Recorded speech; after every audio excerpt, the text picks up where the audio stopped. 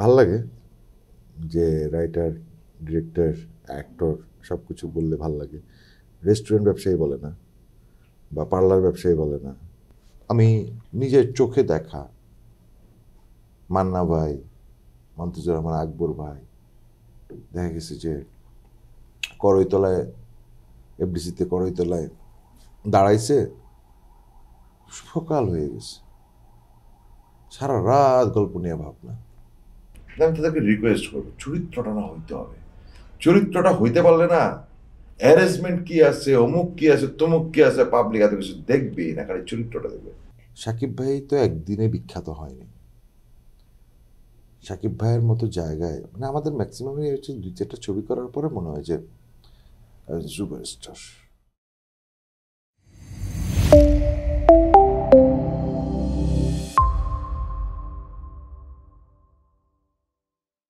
আপনার বিশেষণ অনেকগুলো।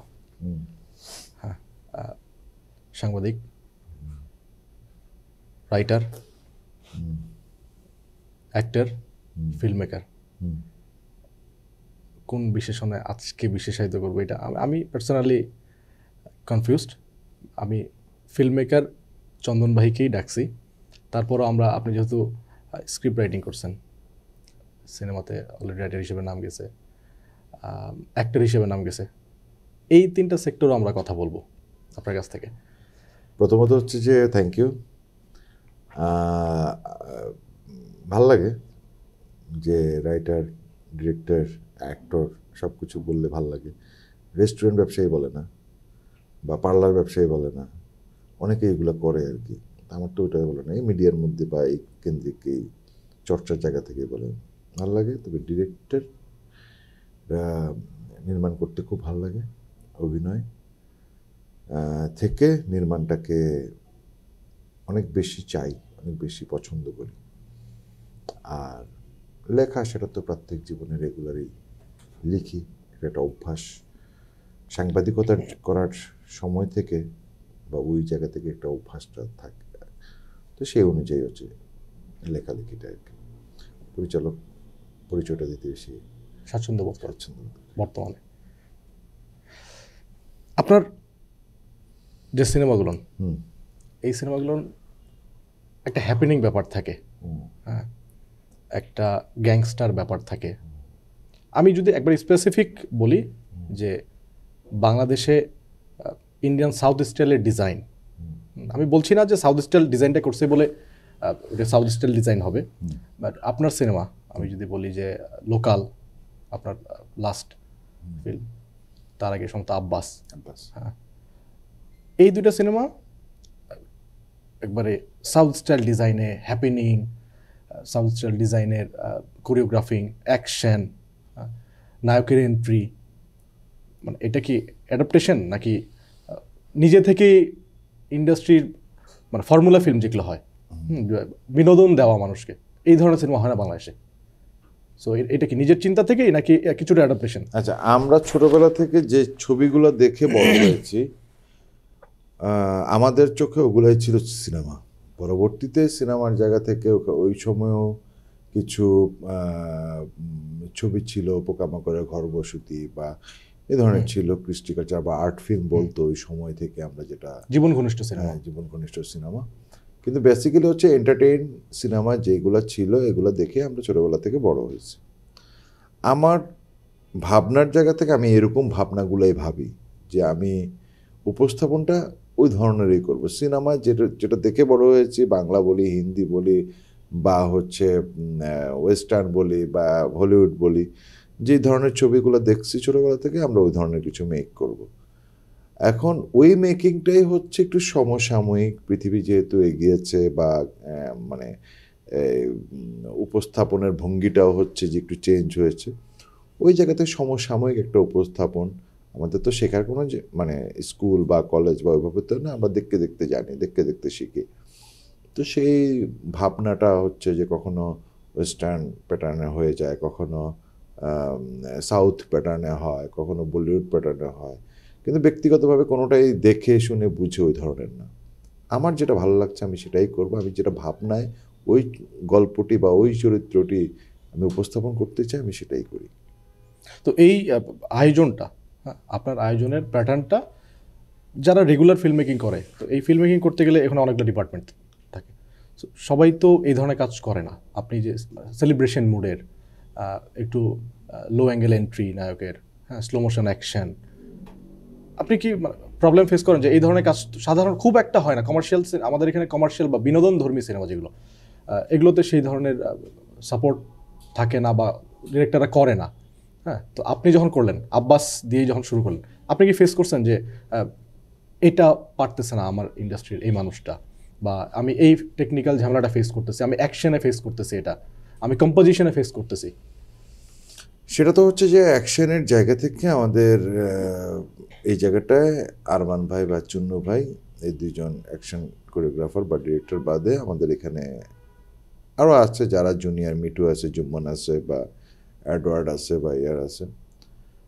আমি যেই জায়গাটা দেখতে চাচ্ছি যে অ্যাকশন করতে গেলে যেই ধরনের সময়টা লাগে, যেটা উপস্থাপনের জন্য যে অ্যারেঞ্জমেন্টটা লাগে, একটা অ্যাকশন 5 মিনিটের একটা অ্যাকশন আমি তামিলে যদি বলি, বা আমি যদি বলিউডে বলি, বা আমি হলিউডে বলি, একটা নির্দিষ্ট টাইম পিরিয়ড আছে। আমরা একটা অ্যাকশন করি হচ্ছে 2 দিনে বা 1 দিনে। 1 দিন 2 দিনে তো অ্যাকশন হয় না। প্রথমেই সীমাবদ্ধতার জায়গাটা হচ্ছে এটাই, যে আমি আসলে সময়টা নেই। সময় দিলে আমি নিঃসন্দেহে আমি এর থেকে বেটার কিছু বের করে নিয়ে আসতে পারবো।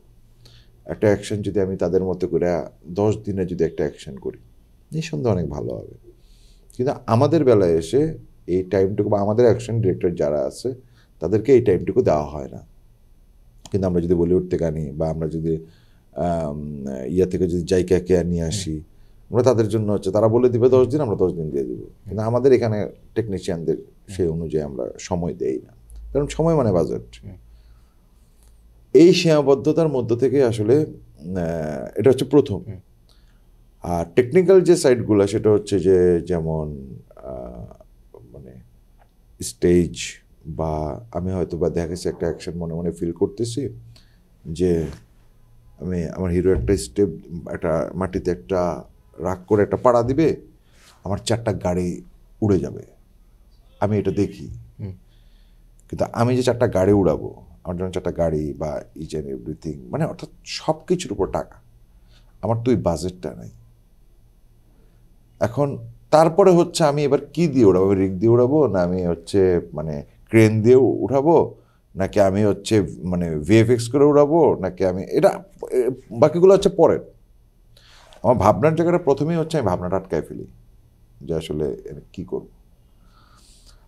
তবে হ্যাঁ, এখন একটু একটু সময় আসছে, লগ্নিকারকরা বাজেট বাড়াচ্ছে, এবং প্রডিউসাররা যারা আছেন তারা মুভিতে ইনভলভ হচ্ছেন। একটা জেনারেশন চেঞ্জ হয়ে আরেকটা জেনারেশনে পড়ছে। আশা করছি এটা আমি থাকিবে না থাকি, মানে 2-4-5 বছর বা ম্যাক্স 10 বছর পরে আমাদের ইন্ডাস্ট্রি অনেক চেঞ্জ হয়ে যাবে, অনেক ডেভেলপ হবে, এটা আমি বিশ্বাস করি। কারণ আমি তরুণদের, বিশেষ করে হচ্ছে যে মানে আমার যারা বা আমার যারা মানে আমার সাথে কাজ করতে, বা আরও 10 জন যারা জুনিয়ররা ভাবছে, তাদের ভাবনাটা অনেক বড়। আমি তাদের সাথে কথা বলি, আড্ডা দিই, আমি যেটা বুঝি যে তারা এগুলো করে ঘটাবে আমার বিশ্বাস। আপনি যেহেতু অ্যাকশন প্র্যাকটিস করেন, মানে আপনার ফিল্মে অ্যাকশন ধর্মী সিনেমা, আমি একটু অ্যাকশনটা নিয়ে কথা বলি। আপনি ঠিক 2024-এ এখন এসে এত টেকনোলজি পাচ্ছেন, আমাদের এখানে রিসোর্স কম, আমরা সাপোর্টটা কম পাই, তারপর আপনি অনেকটাই পাচ্ছি। হ্যাঁ, এটা থেকে আপনার আউটপুট যেটা আসছে। কিন্তু আমি সেই 2024-এ যদি বলি যে আপনার মাদারীপুরের কিছু ছেলে, হ্যাঁ, জাস্ট ফোন দিয়ে তামিলের কিছু রিমেক অ্যাকশন কপি করতেছে, তারটা 90% হচ্ছে কপি। সে পা দিলে ধুলা উঠতেছে, সে রিক ছাড়া একজনকে ঠেলে নিয়ে স্লোমোতে ইটের উপরে ফেলতেছে। সিনেমাতে এই ব্যাপারটা হয় না, আমরা দেখি না। আচ্ছা, এবার আমি তার কোনো রিসোর্স নাই। আচ্ছা, এবার আমি আপনাকে বলছি। প্রথমত হচ্ছে আমাদের ছেলেরা, বা আমাদের মানে ছেলেরাই বলবো, যারা নাটক পরিচালনা করে 2 দিনে বা 3 দিনে একটা সুন্দর নাটক বানায়, বা আমি একটা নাটক পরিচালনা করছি, আমি 2 দিনের নাটক শেষ করে ফেলতেছি 40 থেকে 60 মিনিট, কিন্তু একটা সিনেমা বানাতে গিয়ে আমার 20 দিন 25 দিন 1 মাস লেগে যাচ্ছে। নাটকটাও তো আমিই করি, তাহলে তো আমার তো হিসাবে 6 লাখ টাকায় আমার 160 মানে 3 ঘন্টা হয়ে যাওয়ার কথা, আমি তো সেটা পারছি না। আমার যেটা মূল বক্তব্য সেটা হচ্ছে যে আমি একটা নাটকে একটা ফলস একটা থাপ্পড় দেখায় দিচ্ছি, আমি সিচুয়েশনটা বিল্ড আপ করতেছি, কারণ ওটার নামই ড্রামা। আমি সিচুয়েশন বিল্ড আপ করে আমি চলে আসতেছি, এখানে থাপ্পড়টা কি লাগছে না এটাকে জুম করে কেউ দেখে নেই। কিন্তু আমি যখন একটা মুভি দিচ্ছি বা এত বড় একটা প্রেক্ষাগৃহে চলছে, সেটার নিয়ে আলোচনা এবং সমালোচনা, সেটা যদি আমি না দিতে পারি সমালোচনা হবে, দিতে পারলে বাহবা পাবো। এর কথাটা বলার ইয়েটা হচ্ছে, আপনি এটা যে মস্তিষ্কতে বা যেই সহজভাবে আপনি দেখেছেন, নিঃসন্দেহে ওরা ট্যালেন্ট, আমি এটা বলছি, কিন্তু ট্যালেন্ট বলে হচ্ছে আপনি ইন্ডাস্ট্রিটাকে আপনি মূর্খদের কাতারে ফেলতে পারেন না। মানে আমি সরি, না না, এখানেও ট্যালেন্ট আছে, অবশ্যই আছে, এখানেও আছে, এখানেও এটা উপস্থাপন করা সম্ভব, বা এই জিনিসটাই উপস্থাপন করছে, কিন্তু আপনি দেখছেন না। কিন্তু আপনার হচ্ছে আপনি যে হিরোটাকে দেখতে যাচ্ছেন, ওই হিরোটাকে হচ্ছে আপনি রেডি পাচ্ছেন না। আপনি যে লোকগুলাকে পাচ্ছেন সেখানে হচ্ছে যে আপনার প্রপার লোক নাই। অর্থাৎ আমি যে জিনিসটা বলতেছি যে একটা নর্মালি একটা মার্বেল খেলা আর আপনি যখন হচ্ছে যে আয়োজন করে একটা খেলা হবে, দুইটা খেলার মধ্যে প্রচুর পার্থক্য আছে। একই জিনিস, ওখানে তারা যেই তাদের ক্ষুদ্র মস্তিষ্কে যে জিনিসগুলো ঘটাচ্ছে সেটা নিঃসন্দেহে ভালো, একটা কপি জিনিস তারা করছে। আর এখানের যে জিনিসটা করছে এটাও আপনি ফেলে দেওয়ার মতো কিছু করতে পারবেন না। মানে আপনি এদেরকে, মানে যারা করছে আর কি, এদেরকে ছোটোখাটো বা খাটো হিসাবে আপনি দেখতে পারবেন না, এরাও ভালো করছে। কিন্তু আপনি ওটা আপনার ইউটিউবে ভাইরাল হচ্ছে, পোলাপানটা করতেছে, একটা ভিতরে একটা ফিল তৈরি হচ্ছে, এইটুকুই।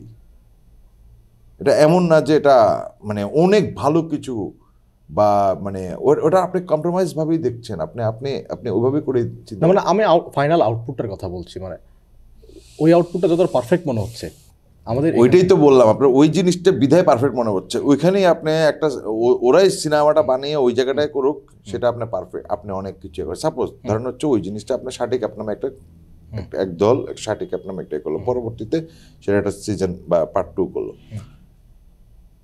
প্রচুর আলোচনা সমালোচনা গবেষণা, আবার হচ্ছে অনেকেই বাহবা দিচ্ছে, আমি ফেসবুকে দেখেছি।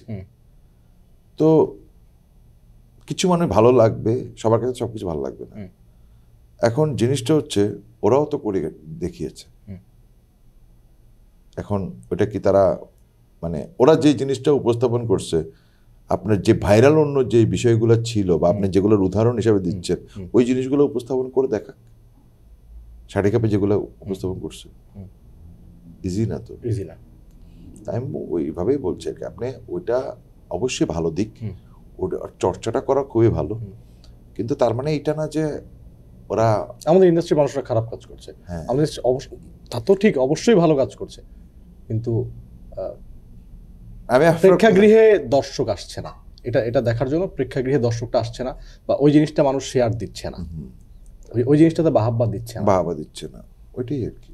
যে জিনিসটা হচ্ছে যে হয়তো বা হয় না যে পুরো একটা ছবি একটা জিনিস, আর একটা ছোট্ট 2 মিনিটের ফাইট একটা আলাদা জিনিস। আপনি যখন হচ্ছে যে 2 মিনিটের ফাইটেই করলেন এবং মানে এটা হচ্ছে একটা আলাদা বিষয়, আর পুরো একটা ছবি গল্প বলাটা সেটা আরেকটা আলাদা বিষয়।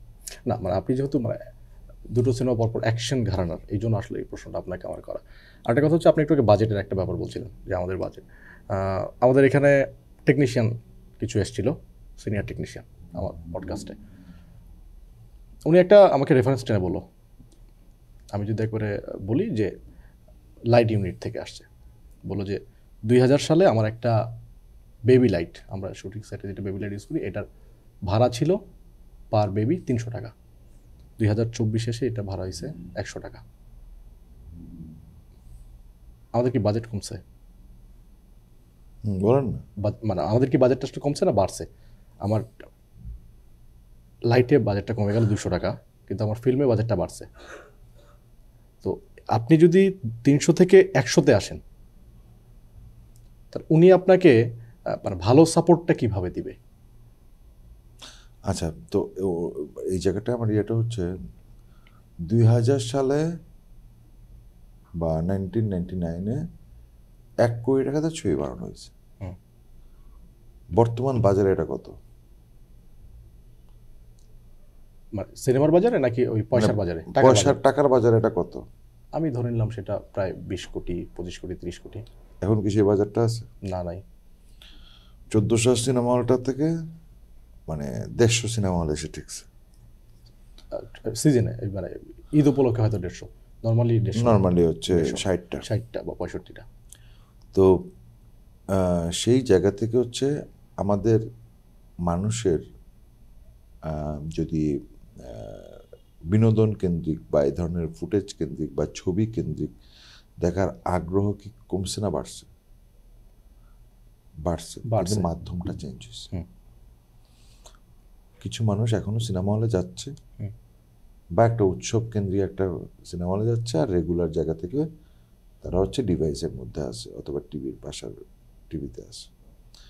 তো এই জায়গা থেকে হচ্ছে যে আমাদের এখন তো 20 কোটি টাকা হওয়ার কথা ছিল ছবির বাজেট, আমরা এখনো হচ্ছে 1 কোটি টাকার মধ্যে পড়ে আছি বা 1.5 কোটি টাকার মধ্যে পড়ে আছি। মানে 1.5 থেকে 2 কোটি টাকার উপরে ছবি করলে আপনি নিশ্চিত লস, এটা মানতে হবে। এরপরে ওটিটি বা হচ্ছে আপনার স্যাটেলাইট চ্যানেল একটা নির্দিষ্ট টাকা দিয়ে বা ডিজিটাল বলি, যেটাই বলি না কেন, তারা একটা ছবিকে কেন্দ্র করে তারা বিজনেসের জন্য কিনে নিচ্ছে, সেটা আলাদা। কিন্তু আমি বলতেছি 1.5 কোটি টাকা 2 কোটি 1.5 কোটি থেকে 2 কোটি টাকার উপরে ছবি বানাইলেই লস, এটা নিশ্চিত। কারণ আমাদের এত বড় মার্কেটই নেই। মার্কেট আছে, সেটা দেখার চোখ নেই। আবার দেখেন একটা নাটক কি পথে হলো দেরি, 4 দিনে 1 কোটি ভিউ হয়েছে। তার মানে 1 কোটি মানুষ 4 দিনে দেখে ফেলছে। তা দর্শকটা কোথায়? দর্শক তো এই জায়গায়, ওটিটিতে বা ডিজিটালে। তা আমার এখানে এটা দেখতে, এটা বানাইছে হচ্ছে 26 লাখ টাকা দিয়ে, ধরেন হচ্ছে 50 লাখ টাকা দিয়ে বানাইছে। 50 লাখ টাকা একটা কন্টেন্ট দেখার জন্য আমার রেডি আছে অডিয়েন্স, সেটা ডিভাইসের মধ্যে। সিনেমা হলে যা এই জিনিসটা দেখবেন। আবার প্রিয়তমা দেখেন, একটা ফ্লোতে উৎসব কেন্দ্রিক সবাই দেখছে। আমি তো নর্মালি হচ্ছে আমার কাছে মানে মূল বক্তব্যটা হচ্ছে, আমি এলোমেলো কথা বলতেছি, মূল বক্তব্যের যে জায়গাটা হচ্ছে 3 থেকে 4 লক্ষ মানুষ যে কোনো ছবি দেখলে ছবিটা হিট। আমরা 3 থেকে 4 লক্ষ মানুষকে সিনেমা হলে ছবি দেখাতে পারি না। কেন? দর্শক আসতেছে না। দর্শক যে কি পছন্দ করে আমার মাঝে মধ্যে মনে হয় ওরা নিজেরাও জানে না। সরি, দর্শকই আমাদের প্রাণ। একটা উল্টাপাল্টা একটা গান গাইলাম, গানটা চলে গেল ভাইরালে, গানটা আমি লাখ লাখ টাকা কামাই। আবার হচ্ছে একটা সুন্দর একটা রবীন্দ্রসঙ্গীত কেউ শুনবে না, ও লস। নাকি আমরা কন্টেন্ট দিতে পারতেছি না, ভালো কন্টেন্ট। ভালো কারণ কিছু সিনেমা তো দেখার জন্য ভালো কন্টেন্টটা কি? দর্শক যেটা চায় বিনোদনধর্মী কন্টেন্ট। ওইটাই তো বলতেছি আমি। আমার মূল বক্তব্যের জায়গাটা হচ্ছে যে দর্শক, আপনি বলেছেন দর্শক দেখতেছে না। দর্শক সিনেমা হলে দেখছে না, আমি সেটা আমি বলতে চাচ্ছি সেটা। দর্শক সিনেমা হলে গিয়ে হয়তো বা পরিবেশ বলি বা অবস্থা বলি, এভাবে তারা রেগুলার ছবি দেখার মতো পরিস্থিতিতে বা অভ্যাসে নাই, নিয়মিত নাই।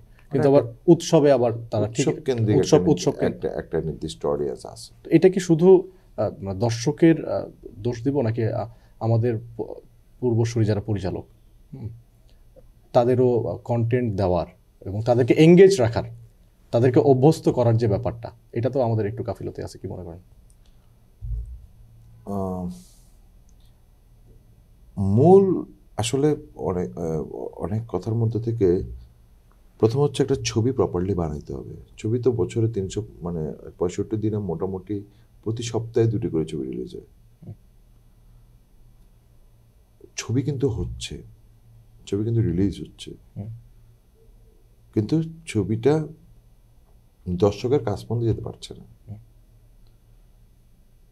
দর্শকের কাছ পর্যন্ত না গেলে তারা টাকাটা উঠবে না। এখন ধরেন আমি ধরে নিলাম 5টা কন্টেন্ট খারাপ গেছে, খারাপ মানে কি দর্শকের পছন্দ হয় না, কিন্তু এর মধ্যে 2টা কন্টেন্ট ভালো গেছে আমার দৃষ্টিতে, ওটা দর্শক দেখেনি। ওটার কারণটা কি? ভালো কন্টেন্ট, সুন্দর কন্টেন্ট দেওয়ার পরও দর্শক দেখেনি, কারণটা কি?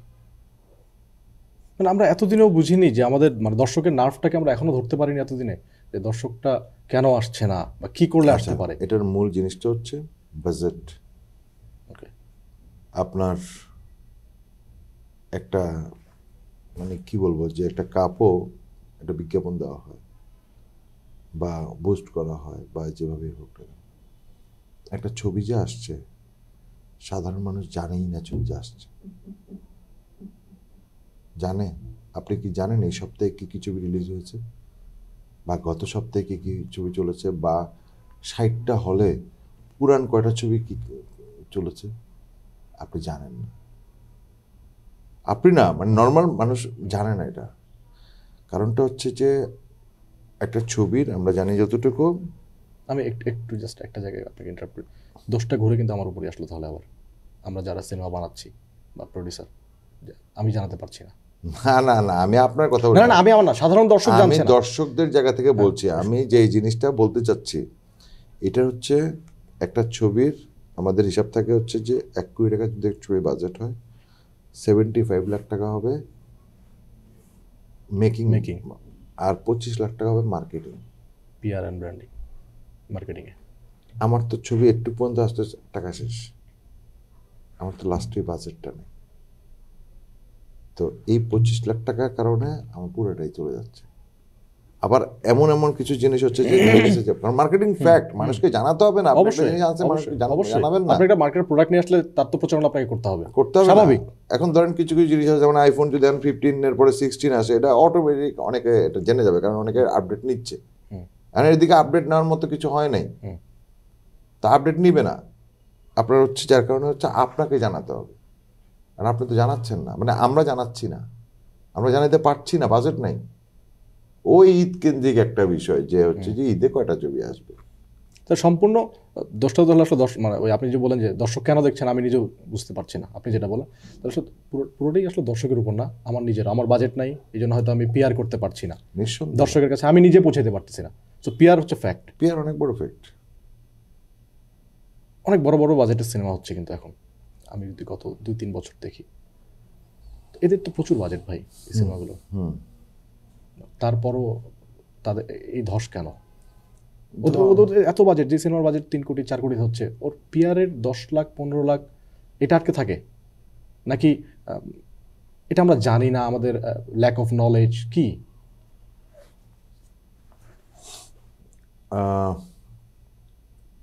এটা যারা এই ধরনের যাতে মানে ছবি রিলিজ করে একমাত্র তারাই বলতে পারবে আসলে তাদের মূল যে বক্তব্যটা। আমার কাছে একটা এখানে একটা প্রথমে আসে যে আমাদের যারা কাস্টিং থাকে, অর্থাৎ পাওয়ারফুল কাস্টিং যারা থাকে, শাহরুখ খানের ছবি আসছে বা সালমানের ছবি আসছে, আমাদের শাকিব খানের পরে আমাদের কোনো হিরোর কোনো মার্কেটিং নেই যে অমুক হিরোর ছবি আসছে সে লাফায় পড়ার, মানে হয়তোবা ফেসবুকে 60 লাখ ফ্যান আছে, কিন্তু হলে যাওয়ার মতো 3 লাখ মানুষ নেই। তো এটা হচ্ছে যে তারা নিজেদেরকে এভাবে করে মানে উপস্থাপন করেনি বা নিজেকে এভাবে তৈরি করেনি, কারণ তারা তো পর্দার সামনের, তাদেরকে দেখেই মূলত যায়। সাধারণ দর্শক ডিরেক্টর, মানে বহুত বড় ডিরেক্টর না হলে ডিরেক্টরের নামও জানে না, ওই নায়ক নায়িকা দেখেই যায়। তো সেই জায়গা থেকে আমাদের নায়ক নায়িকাদের একটা খুব বড় ধরনের একটা প্রবলেম আছে, সংকট না, মানে ওরা নিজেদেরকে রেডি করতে পারে না। আমি যদি বলি খাঁটি বাংলা শব্দে সস্তা, তাহলে সাকিব ভাইয়ের পর অপশন কি আমাদের? কোনো অপশন নাই, ইন্ডাস্ট্রি শেষ। এটা হচ্ছে যে বলাটা ঠিক হবে না, যাই হোক বললাম না। জিনিসটা হচ্ছে কি, মানে যারা আছে, শাকিব ভাই তো একদিনে বিখ্যাত হয়নি। শাকিব ভাইয়ের মতো জায়গায় মানে আমাদের ম্যাক্সিমামই হচ্ছে 2-4টা ছবি করার পরে মনে হয় যে সুপারস্টার। আসলে তা না। শাকিব ভাইয়ের ছবির সঙ্গে কত হবে? 300। উনি তো 1-150 করার পরেও ওনার মধ্যে এই ভাবটা আনতে পারে নাই। আর আমাদের এখানে হচ্ছে ম্যাক্সিমামই ইয়াংদের মধ্যে এই ভাবটা চলে আসে। টাকা, কত পেমেন্ট নিবে।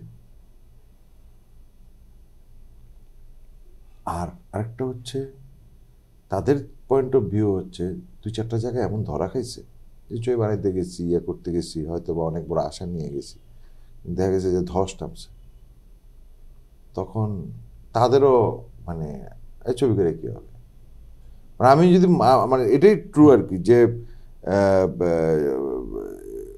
শাকিব ভাইয়ের পরে যারা আছে তাদের 90% ভাবনা হচ্ছে করে কী হবে, করছে কেন, করছি আর কি, নায়ক এটা করলাম।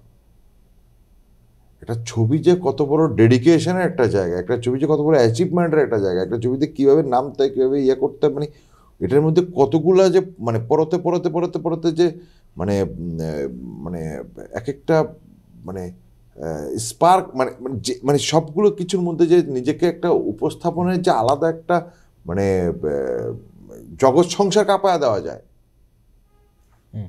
এই ভাবনাটাই নেই। ধরেন আগে আমি নিজের চোখে দেখা মান্না ভাই, মন্তাজুর রহমান আকবর ভাই, দেখা গেছে যে করইতলায় এফডিসিতে করইতলায় দাঁড়াইছে, সকাল হয়ে গেছে, সারা রাত গল্প নিয়ে ভাবনা। পরের দিন দুপুরবেলায় ফোন দিলাম যে দাঁড়াইছে, জোশ একটা জিনিস দাঁড়াইছে, ছবি বাম্পার হিট। এই যে একটা মাথার মধ্যে সারাক্ষণ এই যে একটা গল্প নিয়ে ভাবনা, গল্প নিয়ে চর্চা, গল্পটাকে উপস্থাপন করা, চরিত্রটাকে কীভাবে কী করবো না করবো, পরিচালক এবং অভিনেতা, এখন তো মনে হয় যে পরিচালক হচ্ছে ম্যাক্সিমাম জায়গা থেকে হচ্ছে যে মনে হয় শত্রু, যে আমার পরিচালক আমার ফানি দিল না, পরিচালক আমাকে ঠিকমতো রাখে নাই, আমার অ্যাসিস্ট্যান্টে কনভিন্স দিল না, আমার ড্রেসটা ঠিকমতো ইয়া করলো না। মানে আসে না, পরিচালক তো চাকর না, এটা মানে সবার মিলিত একটা জিনিস, যেটা সুন্দর একটা জিনিস উপস্থাপন করব। আর পরিচালক, নায়ক, নায়িকা মানে প্রধান যেই ইয়েগুলো আছে এদের থাকবে হচ্ছে আমরা খেলবো, খেলতে নামছি। বিশেষ করে নায়ক, একটা নায়কই হচ্ছে একটা ছবিতে যতক্ষণ একটা জিনিস ঘটাবে তখন ওই জিনিসটা ঘটে যাবে। কিন্তু আমি তো মানে সরি মানে আমি আসে বলছি 80% 90% এটা নাই না। এটা কি মানে এমন যে ব্যাপারটা হচ্ছে যে এই ফেসবুক, ইউটিউব, সোশ্যাল মিডিয়ায় খুব সহজে নিজের একটা ফ্যান বেস তৈরি করা যায়, খুব সহজে হয়তো নায়ক হওয়া যায়। হ্যাঁ, আমি কিছু কাজ করে 1-2টা সিনেমা করে খুব সহজে সোশ্যাল মিডিয়ার মাধ্যমে পৌঁছে যাচ্ছি, আমার ফ্যান বেস বেড়ে যাচ্ছে, আমার ফ্যান ফলোয়ার বেড়ে যাচ্ছে। এই জন্য সেই ব্যাপারটা চলে আসে। সাকিব ভাই যখন শুরু করছে, আপনি বলেন যে 150 ফিল্ম 200 ফিল্ম করার পরেও কিন্তু তার ওই ব্যাপারটা আসেনি, কারণ ওই সময় ফেসবুকটা বা সোশ্যাল মিডিয়াটা, ইউটিউবটা এতটা ছিল না, উনি স্ট্রাগল। তো এটা হতে পারে যে এই ডিজিটাল সময়ে এসে সোশ্যাল মিডিয়ায় খুব তাড়াতাড়ি ফ্যান ফলোয়ার পেয়ে যায়, নিজের একটা জায়গা তৈরি হয়ে যায় মনে করে, এই কারণটা হতে পারে। এটাও হতে পারে, এটাও হতে পারে। আর বেসিক্যালি এইটার তো মুখ্য কারণটা হচ্ছে যে স্কিল, মুখ্য কারণটা হচ্ছে ডেডিকেশন, মুখ্য কারণটা হচ্ছে আমি চরিত্র হয়ে যাওয়া। হ্যাঁ, আমি মানে কটা চরিত্র কে হতে পারছে। আমি যদি মানে অনেস্টলি বলি যে এই যে রাইটাররা লিখছে, ডিরেক্টররা ডিরেকশন দিচ্ছে, সব অ্যারেঞ্জমেন্ট ইয়েটে সব কিছু বাদ দিলাম, কয়টা চরিত্র কে হইতে পারছে বুকে হাত দিয়ে কে বলতে পারবে?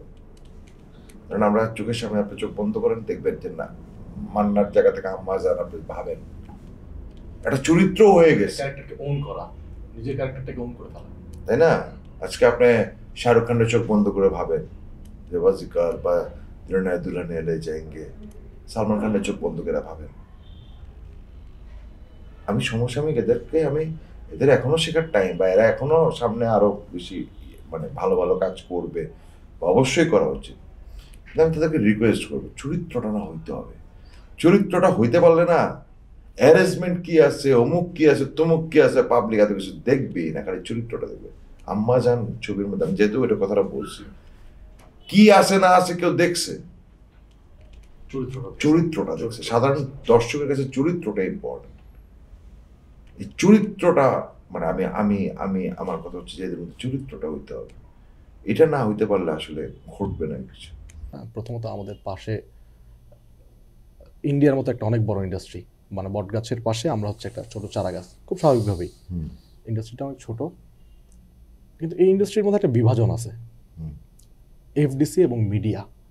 হ্যাঁ, মানে চলচ্চিত্রের, আমি যদি আমার ক্যারিয়ার জার্নিতে বলি, এটা মিডিয়ার সিনেমা, এটা এফডিসির সিনেমা, একটা বিভাজন। কেন? না, এটা ভুল। বিভাজন নাই, বিভাজন নাই। এটা হচ্ছে যে যখন হচ্ছে মনস্তাত্ত্বিক, যখন হচ্ছে একটা মানুষকে পরিচয় করায় দেয়, ধরেন হচ্ছে আমাকে পরিচয় যখন করায় দিচ্ছে, বা ধরেন হচ্ছে আরেকজনকে পরিচয়, নাটক বানায়, আগে নাটক বানাইতো, আর হচ্ছে অমুককে, ওই যে আমাদের ওই যে অমুক ডিরেক্টর আছে, ওনার অ্যাসিস্ট্যান্ট ছিল, একটা নতুন ডিরেক্টরকে যেভাবে পরিচালনা মানে পরিচয়টা দেওয়া, ওইখান থেকে হচ্ছে ও নাটকের লোক, এখান থেকে হচ্ছে ও আচ্ছা সিনেমার লোক।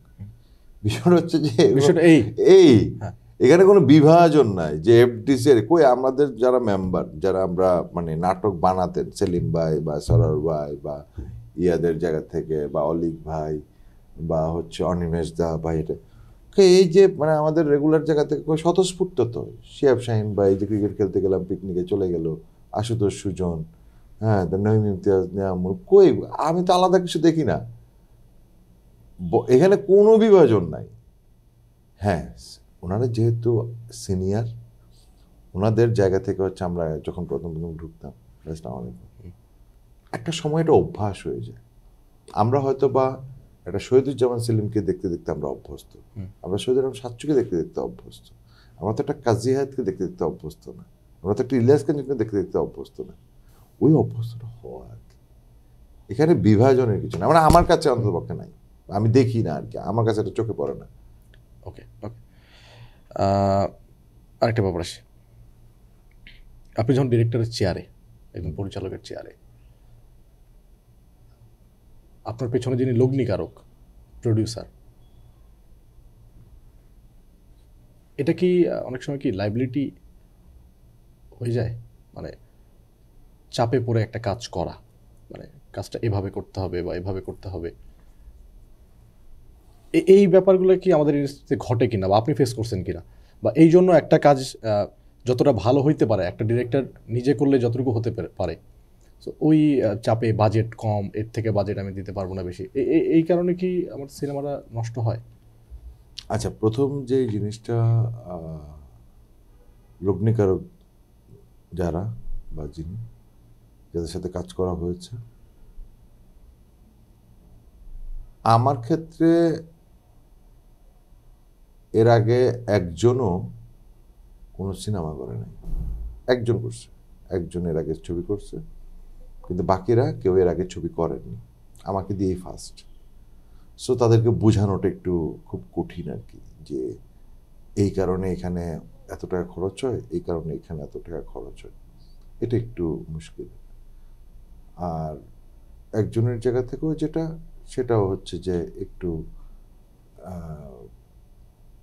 মানে মানে কি বলে এটাকে, যে হয়তো আমি এই জিনিসটা চাচ্ছি, স্বাভাবিক টাকা, যে মানুষের টাকা ইনভেস্ট করবে, সবারই তো একটা ভয় থাকে যে টাকাগুলোকে আদৌ উঠবে। টাকা ইনভেস্ট করতে কোনো প্রবলেম নেই, টাকা উঠবে কিনা সেটা হচ্ছে ইম্পর্টেন্ট।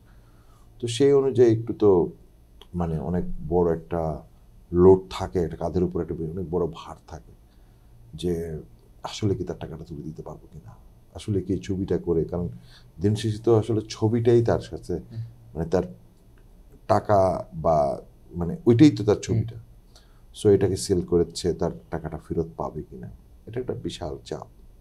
কাজ করার মধ্যে থেকে এটা প্রতিনিয়তই ফেস করি। হ্যাঁ, হয়তোবা একটু সামটাইমস একটু গোয়ার তুমি করি, বা হচ্ছে যে একটু কাজের মধ্যে এত পরিমাণ মনোনিবেশ থাকে হয়তো বা পাত্তা দিই না, কিন্তু মানে এই মানে অসময়েও তার যে এগিয়ে আসাটা, সেটা তাদেরকে সেলিউট জানাই, এবং এই কারণেই ভারটা বেশি হয় আর কি। যে সাইফ চন্দন নিজের সেটে কেমন, টিমের সাথে শুটিং সেটে? ঠান্ডা, খুব খুব ঠান্ডা, মানে কুল অ্যান্ড কাম, নাকি একটু খেপাটে মাঝে মধ্যে? আসলে আমার চোখটা এত খারাপ যে আমি যদি সুন্দর করে কথা বলি এটাও মনে হয় ধমক দিতেছি। আর যখন হয়তো তাড়াহুড়োর মধ্যে থাকি তখন তো হচ্ছে মানে পুরোটাই মনে হয় যে বাইক গেপে আছে। আর যতই ধমক টমক যত কিছুই করি না কেন, আমার হচ্ছে 5 মিনিটের রাগ, এর আগে এসে নাই হয়ে যায়। ওয়ে অফ মানে টোনটা একটু মানে আমার নিজের কাছে মাঝে মাঝে মানে আমি ইয়ে করার পরেও আমি আবার একটু বেশি বেগে ফেললাম না। তো এটা আর কি, আমি একটু ধরেন মানে হাস্যোজ্জ্বল বা ইয়েতে, কিন্তু এখানে তো কাজ করতে না, হাসি দেওয়া থাকতে পারবো না। সো এটা একটা মানুষের কাছে একটু ভাই বোনের খ্যাপা এরকম আর কি। যারা মিশে যায় তারা চোখের কারণে, লুকের কারণে এটা হয়। যারা মিশে যায় তারা তারা বুঝতে পারে যে না এমনই। শুটিং আপনার যে দুইটা সিনেমা, এই দুইটা একটু অ্যাকশন ঘরানা, এরপরে কি মানে অ্যাকশন ঘরানাতেই থাকার ইচ্ছা আপনার, নাকি একটু ড্রামা বা একটু থ্রিলার এই ধরনের কিছু ইচ্ছা? না, আমি নাকি আপনি জনরা হিসেবে ওই অ্যাকশন থ্রিলার বা অ্যাকশন ঘরানাকে বেছে নিয়েছেন? আমি হচ্ছে আগে যেটা মানে ভাবনা থেকে ছিল যেটা হচ্ছে আমি সবসময় অ্যাকশন ছবি বানাবো, অ্যাকশন ছবি বাইরে কোনো ছবি বানাবো না। কিন্তু অ্যাকশন ছবি করার মতো বাজেট নেই। তো এই অনুযায়ী রিসেন্ট হচ্ছে একটু ভাবনা চিন্তা করলাম যে না, একটু মানে প্রেম করতে শিখি, রোমান্টিসিজমে যাই, রোমান্টিক ছবি বানাই। তো ওই জায়গা থেকে, কিন্তু রোমান্টিকটা আমার হয় কি যে তোরা ভালো লাগে চল, মানে এই ধরনের, ওইটাও একটু রাউডি স্টাইল। হ্যাঁ, মানে আমার রোমান্টিকটা আবার ওই ধরনের হয়ে যায়, যেটা মানে আমি আমার মধ্যে থেকে যেটা আসে আর কি। তো তবে রোমান্টিকের দিকে একটু মানে সামনে একটু ইচ্ছা আছে। লিখছেন আপনি তো ওইটা হয় মানে আপনি যখন লেখেন তখন তো উজাড় করে লিখি, কারণ লেখাতে কোনো সীমাবদ্ধতা নাই। একটা খাতা, একটা কলম, বা এখন আমরা ল্যাপটপে লিখি, তখন কোনো সীমাবদ্ধতা নাই। শুটিংয়ে যখন যাই তখন অনেক সীমাবদ্ধতা, আপনি যা লিখছেন তার অনেক কিছু সীমাবদ্ধতার মধ্যে পড়ে রাখতে হয়। তো এই যে রাইটার ফিল্মমেকার হয়ে ওঠা, এই দুইটা ক্যারেক্টারকে আপনি মানে একসাথে কীভাবে দেখেন? এটা তো তখন ফাইট করে আসলে। একজন রাইটার লিখছে, সেটা আপনি নিজেই সেটা ডিরেক্টর, আপনি অনেক সীমাবদ্ধতার মধ্যে যা লিখছেন তার অনেক কিছু হয়তো করতে পারতেছেন না। এদের ফাইটটা আপনার নিজের সাথে, নিজের ফাইটটা তখন কীভাবে হয়? আচ্ছা, আমার সাথে আর ফাইট হয় না, ফাইট হয়ে হচ্ছে আমার অ্যাক্টর অ্যাক্ট্রেসদের সাথে। কারণটা হচ্ছে সবাই আগে লেখেন, তারপর হচ্ছে ডিরেকশন দেন, আর আমি আগে ছবিটা আঁকি যে আমি এই গল্পটা আমি করছি, এবার এটা কোথায় করব বা এটা ওই জায়গাটা আগে আমি স্ক্র্যাচ করি।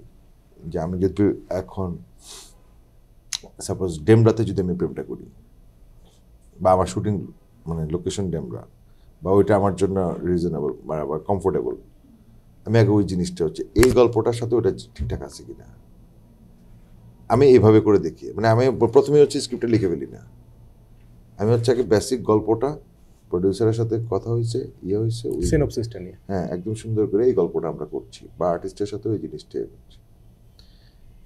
এরপরে হয়তো বা দেখা যাচ্ছে এমনও হইতে পারে যে হয়তো বা ফুল স্ক্রিপ্ট লিখে ফেলছি, আবার 95% পড়ে গেছে। কারণ আমার ডায়লগের জায়গা থেকে মানে ধরেন হচ্ছে ডায়লগটা শুরুই হয় হচ্ছে যে ধরেন একটা কোনো একটা যেখানে একটা কাপ আছে, একটা চা আছে, চাটা খুব তিতা মানুষের মানে তিতা চা খেলে কিন্তু মানুষের মানে অর্থাৎ আমার মানে জিনিসটা হচ্ছে যে ঐকেন্দ্রিকভাবে একটা জিনিস আসে আর কি। কারণ আমি একটু বাস্তবতার সাথে, আমি শুধু লিখেই ছেড়ে দিতে চাই না। আমি ওই জায়গাটা, ওই লোকেশনটা, যেহেতু আমি একটু জায়গায় কাজটা বেশি করি, মানে আমার সেট খুব কম থাকে, আপনি তো সেই জায়গার কারণে আমি তো টোটাল অ্যারেঞ্জমেন্ট করতে পারবো না। আমি যেহেতু ওই জায়গাটায় চলে গেছি, আমি হচ্ছে ওই প্রেক্ষাপটটা বা ওই জায়গাটা চিন্তা করে হচ্ছে আমি লিখি। মানে অনেক, মানে এটা বললে মানুষ অনেক খারাপ ভাববে আর কি, যে কি বলে আগে স্ক্রিপ্ট লেখে তারপরে এনে লোকেশনে যায়, বই অনুযায়ী লোকেশন করে।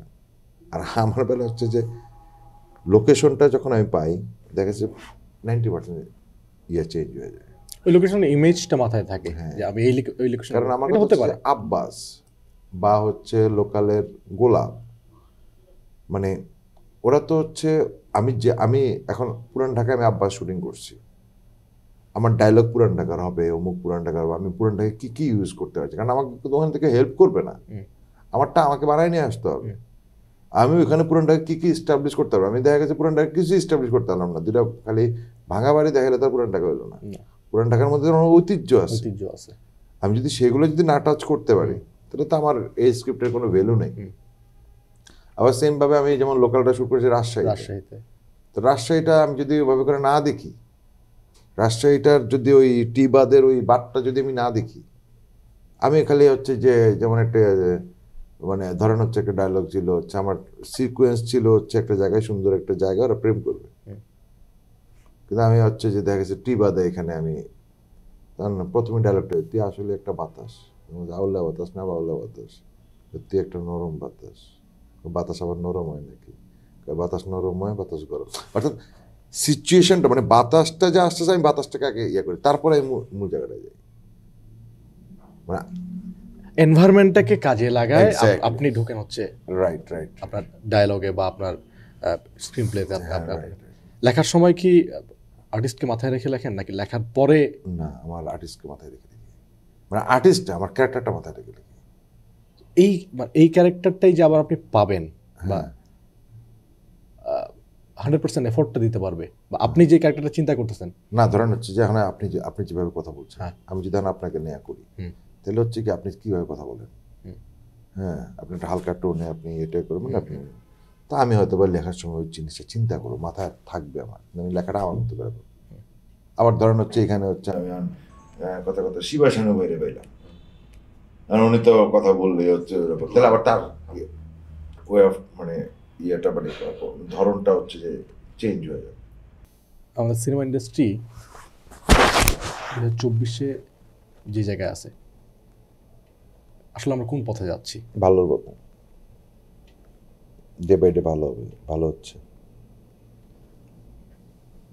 কিভাবে? গত বছর একটা রিপোর্টে দেখলাম আমি, সেটা হচ্ছে প্রায় 50-এর অধিক সিনেমা রিলিজড, তার মধ্যে 5 থেকে 6টা সিনেমা হিট, সেটা লগ্নির দিক থেকেও, টাকা ফেরত আসার দিক থেকেও, আবার মানুষের দেখার দিক থেকেও। মেজরিটি তো, মানে একটা ইন্ডাস্ট্রিতে এত প্রথম সিনেমা হয়, মেজরিটি থেকেও বেশি সিনেমা আপনিও জানেন না, হয়তো আমিও জানি না, হয়তো আপনি জানতে পারেন, কিন্তু মানুষের অগোচরে রিলিজ হচ্ছে, চলতেছে, হয়তো চলতেছে না। কিভাবে ভালো, মানে ভালোর সংখ্যাটা তাহলে কিভাবে হবে? না এখানে হচ্ছে যে আমাদের ভালোটা তো হচ্ছেই, সামনে আরও ভালো হবে। সেটা হচ্ছে যে আমাদের ছবি দেখার যে মানুষ যে ছবি দেখতে যাবে, তো স্টার সিনেপ্লেক্স ছাড়াও তো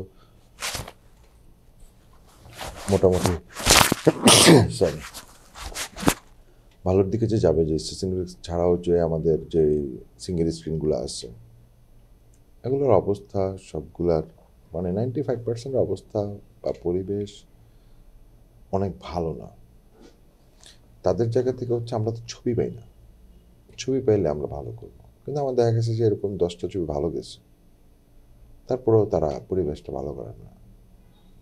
পরিবেশ ভালো না হলে মানুষ যাবে না, কারণ মানুষ এখন একটা রেস্টুরেন্টে ঢুকলো এসি পায়, সেলুন দোকানে ঢুকলে এসি পায়, একটা হলে যদি এসি না পায়, আমি 3 ঘন্টা ধরে আমি কি ঘামাইতে দেখবো? আগের তো সেদিন নাই, আগে আমরা সবাই ঘামানোতে অভ্যস্ত ছিলাম, এখন তো সেটা না। সিনেমা হলের পরিবেশটা যদি ভালো করা হয়,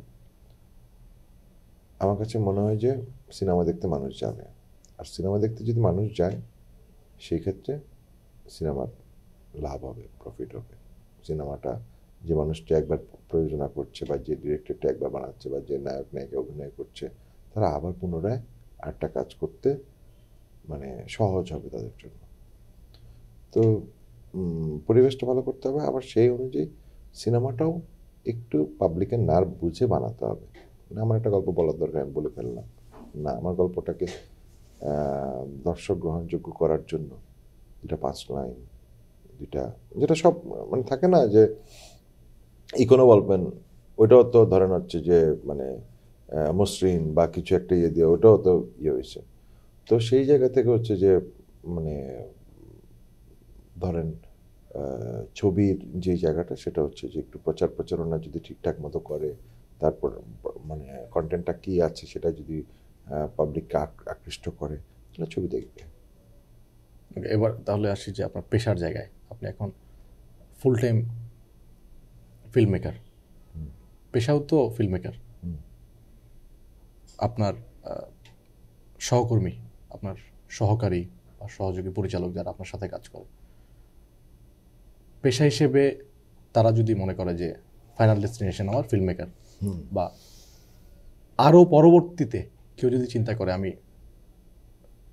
ফিল্ম মেকার হতে চাই, প্রথমত একটা পাগলামি লাগবে নিজের মধ্যে। ফিল্ম মেকার হতে গেলে একটা পাগলামি লাগবে, নেশা হিসেবে নিতে হবে, তারপর হয়তো এটা পেশা আসবে।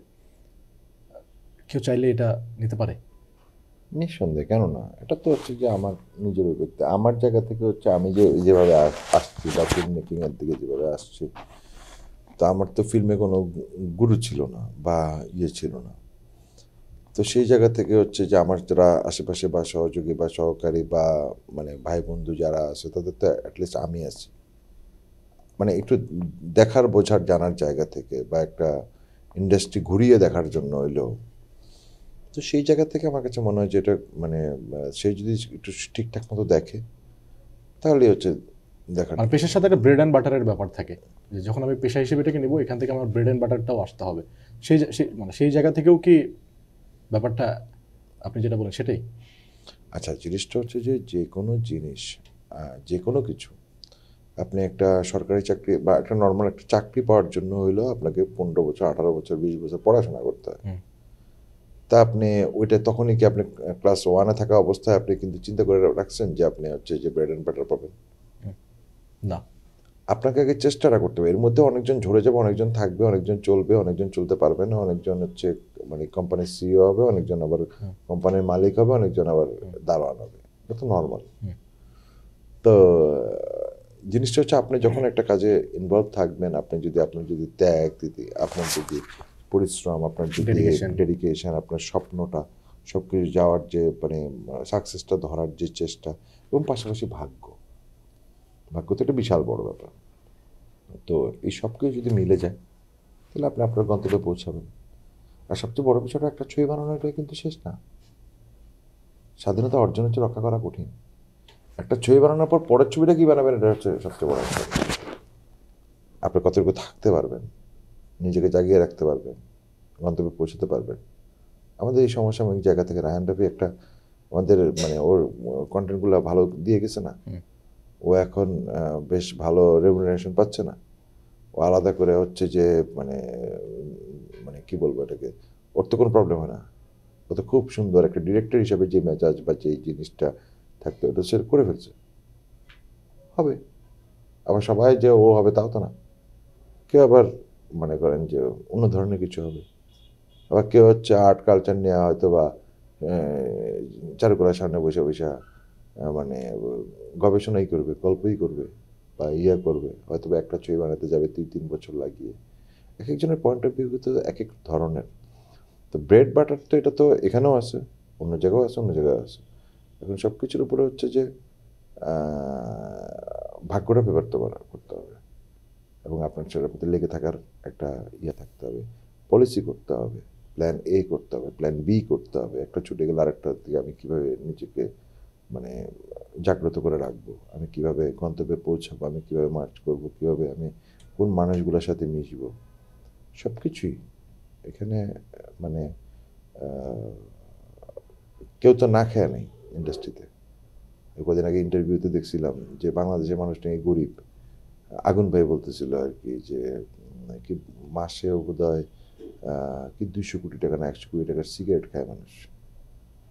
হ্যাঁ, তো তো জিনিসটা হচ্ছে যে মানে রিজিকের মালিক তো আল্লাহ, তাই না? বাকি চেষ্টাটা আমাদের। বাকি চেষ্টাটা তো নিজের। আপনাদের ঘরে বসে থাকলে তো আপনার ঘরে কেউ দিয়ে যাবে না, আপনাকে বেরোতে হবে, কাজের সন্ধানে বেরোতে হবে, চেষ্টা করতে হবে বাকিটা। তো আমার মনে হয় যে চন্দন ভাই, থ্যাংক ইউ ফর কামিং। হ্যাঁ, সিডাব্লিউসি পডকাস্ট শুরু করছি। আপনাকে আবার চাবো, আমি আরেকটা কোনো এপিসোডে আমি চাবো আপনার তৃতীয় ফিল্ম শেষ হলে। হ্যাঁ, যেহেতু আপনি বললেন যে আপনি এবার অ্যাকশন থেকে বের হয়ে একটু প্রেমের দিকে ঝুঁকতেছেন, তো ওই প্রেমের গল্পটা শুনতে চাবো যে সাইফ চন্দনকে অ্যাকশনে দেখছি, এবার প্রেমটা তিনি কেমন করতে পারেন। প্রেমটা তো প্রত্যেক ছবিতে, আমাদের ছবিগুলো তো শুধু অ্যাকশন হয় না, প্রেমও হয়, প্রেমও হয়। এখানে একটু প্রেমটা একটু বাড়বে, অ্যাকশনটা কম। তো দেখি যে প্রেমটা কতটুকু বাড়ে। Hope for the best and best of luck. Thank you so much আমন্ত্রণ জানানোর জন্য। অনেক কথা বলছি, কেউ মাইন্ড করবেন না। না, মাইন্ড করার মতো কোনো কথা আপনি বলেননি। যা বলছেন ইন্ডাস্ট্রির ভালোর জন্য বলছেন, অ্যাকচুয়াল কিছু সিনারিও বলছেন। তো এইগুলো মেনে নিলে আমাদের ইন্ডাস্ট্রিটা হয়তো সামনের দিকে, আপনি পজিটিভ প্রচণ্ড, যে 5 বছর পরে ইন্ডাস্ট্রিটা আরও ভালো হবে। আমরা যেহেতু ইন্ডাস্ট্রিতে আছি, আমরা চাই ভালো হোক। ইন্ডাস্ট্রি ভালো হইলে আমাদের ভালো হবে, ইন্ডাস্ট্রি বড় হইলে আমাদের কাজ বাড়বে, আমরা কাজ করতে পারবো। সো সেই পর্যন্ত আমার মনে হয় আমাদের সবার অপেক্ষা করা উচিত। Thank you for coming.